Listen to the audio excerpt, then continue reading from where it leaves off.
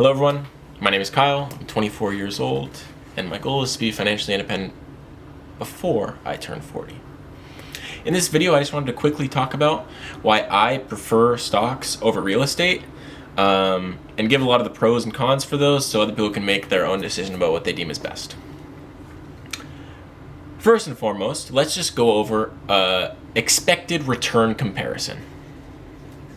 There's a lot of different information out there, first of all.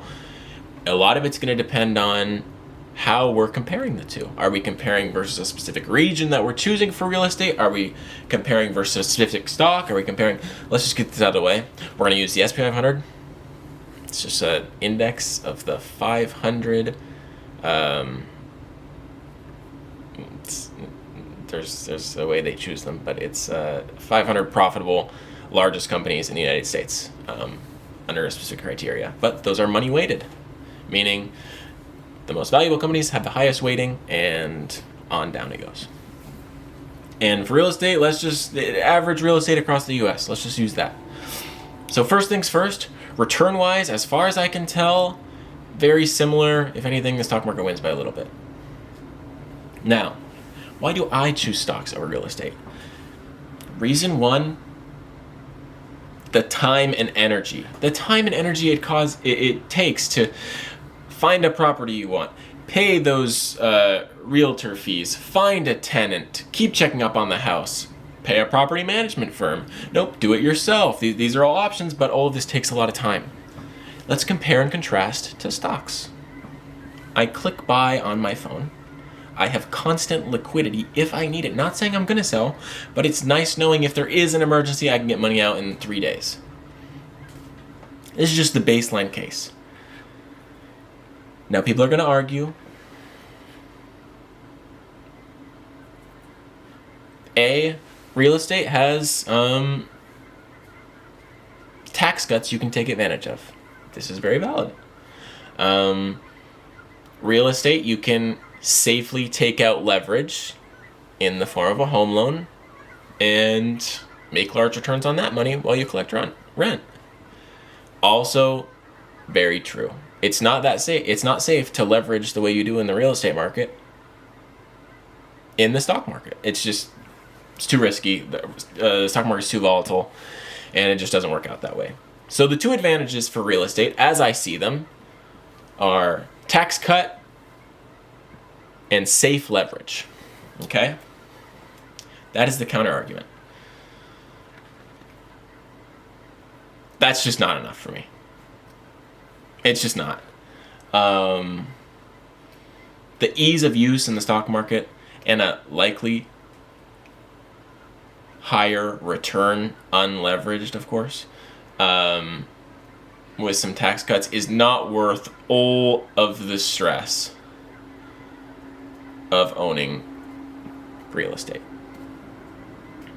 Furthermore, I'm 24. I don't know where I want to live. I don't have a permanent residency. I don't have a house. I'm not ready to make those decisions. And for me to start buying real estate in a certain area and then moving states away from that is very unwise and complicates things a lot more. Not being able to interview tenants, not being able to check up on the houses and how they're doing, not all those things make it deeply more complicated for a young person. There's ways to mitigate this, of course, but that alone is going to cause some more issues. So where does this leave us? To me, this is an obvious decision. Yes, I will eventually buy a primary residence, and I will be able to have certain tax cuts. I will be able to have certain leverage on my mortgage at likely a lower interest rate. But as far as investments now, owning properties and renting them out versus owning stocks, it's a complete no-brainer. And this isn't even diving in to the morality of owning tons and tons and tons and tons of rental houses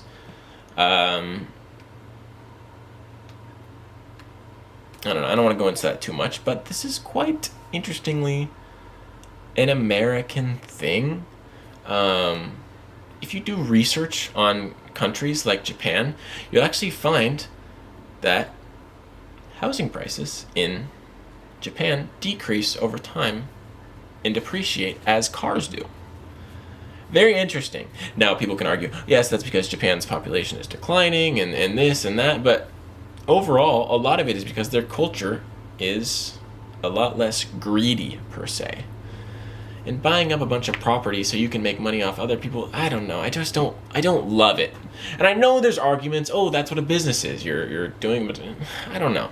It's different, and I'm not a huge fan of the morality of it. I don't want to get into this video, but that's another layer on top. So yes, I think anyone in their 20s should dollar cost average into VOO, SPY, the SP 500, and try to put as much money as they can in, because these are your best compounding years. The best time to start was yesterday. The second best time to start is today. Just start putting money in the SP 500. I know you're going to read about some dumbass who put half their life savings into a shit coin and has $500,000 now. This is not the norm. This is an outlier. Do not gamble all your money away on some shit coin. If anything is some guaranteed crazy percent increase return rate, it's just you're taking on more risks than you realize. Just put it in SPY, put it in VOO. Start building some wealth. It's slow. It's pretty boring. And thus, not a lot of other people are going to do it. But if you do, you will be rewarded. Anyway, that's just my thoughts. Take it with a grain of salt. I am more than likely a complete moron. I'm just an internet person, okay? I'm 24. I don't know anything about anything.